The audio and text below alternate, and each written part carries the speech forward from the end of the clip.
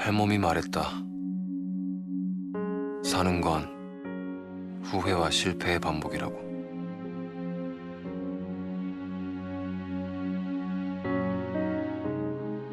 나는 빈정거렸다. 그럴 거 살아 뭐하냐고. 할멈은 다시 말했다. 더 멋지게 후회하고 실패하기 위해서라고.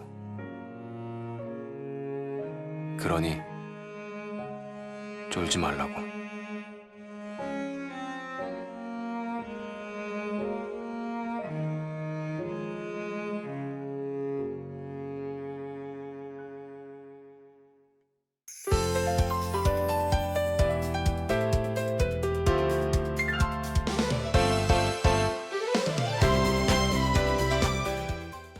(2017년) 말부터 2018년 초까지 방영된 JTBC 드라마 그냥 사랑하는 사이에 나오는 대사입니다. 맞습니다. 실패가 없다는 건 도전도 없기 때문이겠죠. 쫄지 않고 당당하게 오늘도 자신의 갈 길 가는 분들을 응원하겠습니다. 여기는 뉴스베이커리입니다.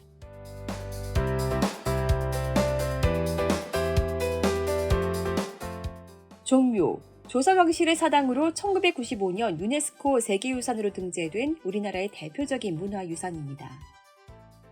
그런데 이 앞에 최고 142m 고층 건물이 들어설 수 있다고 합니다. 오세훈의 서울시가 추진하고 있는 재개발 사업의 일환에 따른 건데요. 서울시가 종묘 앞 세운 4구역 높이 제한이 기존에는 최고 71.9m였던 것에서 145m로 완화시켜 버린 겁니다. 이게 무엇이 문제냐고요? 종묘 앞에 이 같은 고층 건물이 들어서게 되면 세계유산 등재가 취소될 수 있기 때문입니다. 유네스코는 종묘가 세계유산으로 등재될 당시 세계유산 구역 내 경관에 악영향을 미칠 수 있는 인근 지역에서의 고층 건물 인허가는 없음을 보장할 것이라고 명시했습니다. 세운 4구역 개발 시 세계유산 영향평가를 받으라고 권고한 바도 있는데요. 서울시는 문제가 없다라는 입장이지만 이런 개발 문제 때문에 유네스코 세계유산 등재가 취소된 사례? 네, 있습니다. 독일 드레센 엘베 계곡은 18세기에서 19세기 낭만주의 문화 건축 경관이 조성돼 세계유산으로 등재됐었는데요. 대규모 현대 4차선 교량이 들어선 뒤 2019년 등재 결정이 취소됐습니다. 또 18세기에서 19세기 근대 항구시설과 건축물로 세계유산이 된 영국 리버풀 해양산업도시, 여기도 주변 대규모 개발의 여파로 2021년 세계유산 등재가 취소됐습니다. 문체부가 가만히 있어서는 안 되겠죠. 당연히 서울시의 이 같은 결정을 무효화해달라는 소송을 제기했는데요. 지난 6일 신숙희 대법관이 주심인 대법원 일부는 서울시의 손을 들어줬습니다. 시민들도 외국인 관광객들도 벌써보다 답답하다는 반응이네요. 그런데 오세훈 서울시장, 종묘 앞의 흉물을 그대로 두는 것이 온당하냐며 똥꼬집을 피우고 있습니다. 흉물이라 과거 피막골도 부숴버려, 추억이 서린 을지로 골목도 부숴버려, 빠르고 화려한 것에 역사성도 또 그 정신도 부숴버리는 오세훈 때문에 서울 시민의 한 사람으로서 손해배상 청구라도 하고 싶은 심정인데요. 오 시장은 종묘 앞 재개발을 지적한 김민석 총리에게 공개 토론까지 제안하고 나섰습니다. 글쎄요, 명태균에게도 밀리는 논리인데 김민석 총리를 이기겠다는 겁니까? 자의식 과잉이다. 이런 반응 나옵니다. 사실 명태균 씨의 폭로에 또 툭하면 터지는 한강버스 사고에 어떻게든 시선을 좀 돌려보고 극우 지지자들에게 건재함을 보여주려는 것 같다는 생각이 드는데요. 이러니 AI 초등학생도 이런 말 하지 않겠나요? 오세훈 아저씨, 뽀뽀뽀 부르며 한강버스 타고 제발 좀 안 보이는 곳에 가주세요.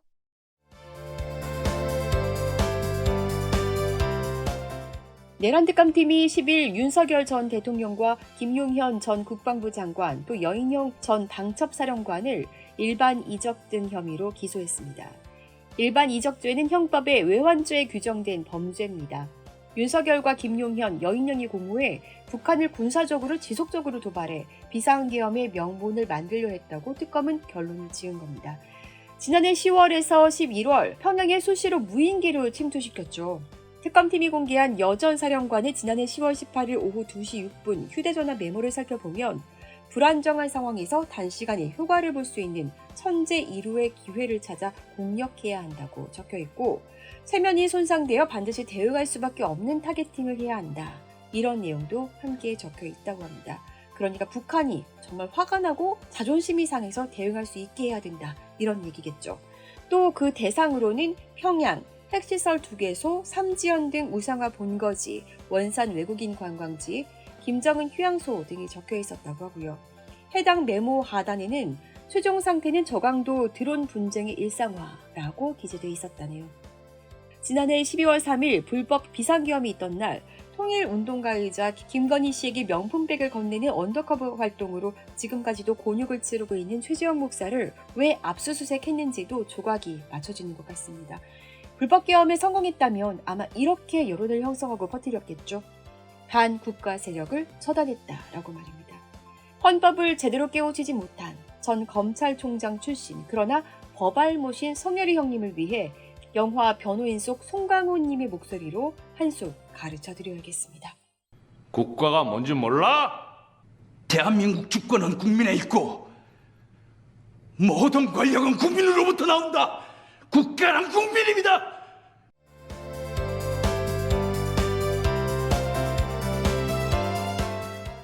요즘 장동혁 국민의힘 대표의 서산시 대산읍 화곡리 일대 토지가 논란이죠. 우선 화곡리 1-47번지 등기상에도 전혀 표기가 되어 있지 않은 이 토지도 문제지만 그 일대 36-76, 또 36-77번지 토지도 궁금증을 자아냈죠. 특히 36-77번지 토지, 수반건설이 2016년 한 회사에 넘겼다가 2019년 4월 다시 가지고 와서 같은 날 장동혁 대표에게 넘기는데요. 처음엔 재정 건전성에 문제가 생긴 수반건설이 판사인 장동혁에게만큼은 압박에 못 이겨 차명으로 보유하고 있던 토지를 넘긴 것 아닌가 의심했었는데요. 확인 결과 2016년 5월 12일부터 2019년 4월 30일까지 해당 토지를 소유했던 이 업체는 전혀 개발 가능성이 없는 땅을 사 기획부동산에 속았다는 생각에 5천만 원이나 손해보고 수반건설에 다시 넘겼다는 겁니다. 그런데 수반건설 해당 토지를 얘따 받아라. 그 토지를 받자마자 장동혁 당시 판사 부부에게 넘겼고 이후 지지부진했던 대산 당진고속도로 건설에 속도가 붙게 됩니다. 그리고 집가도 당연히 상승했죠. 이후 장동혁 대표가 판사복을 벗고 국회에 입성해 국비까지 끌어왔습니다. 고속도로를 끌어당기는 힘, 그야말로 국민의 힘이 아니라 부동산의 힘입니다. 그런데 장동혁 대표 이번엔 대장동 사건 개발 이익을 누린 공범들이 구속되고 검찰이 항소를 포기하자 이재명 탄핵을 외치고 있네요. 이러니 보노보노는 이런 명언을 남겼나 봅니다. 헛소리 하지 마 임마.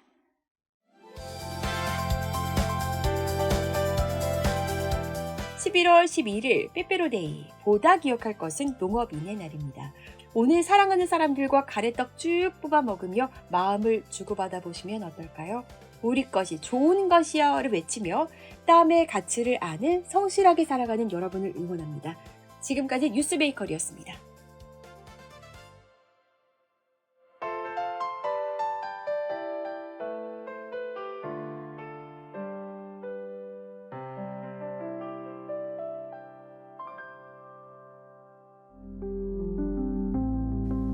응원봉이 빛나던 밤에 여러분 잘 자요.